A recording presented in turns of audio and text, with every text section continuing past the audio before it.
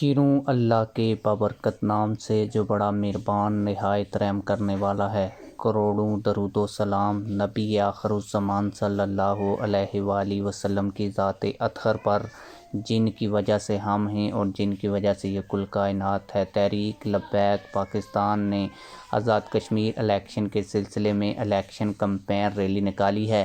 یہ ریلی تحریک لبیک پاکستان کی جانب سے اس وقت نکالی جا رہی ہے جب تحریک لبیک پاکستان سے کرین کا نشان خرید لیا گیا ہے۔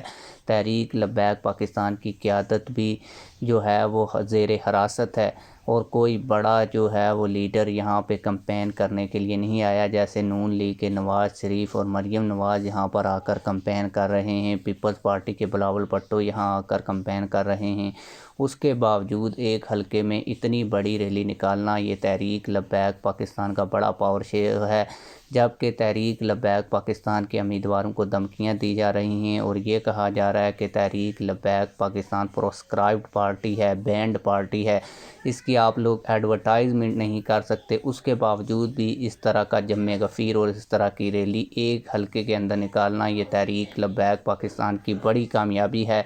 آپ لوگ اس حوالے سے کیا کہتے ہیں کمنٹ سیکشن میں ہمیں اپنی رائے سے ضرور آگاہ کیجیے گا۔ ملتے ہیں کسی اور ویڈیو میں۔ اللہ حافظ۔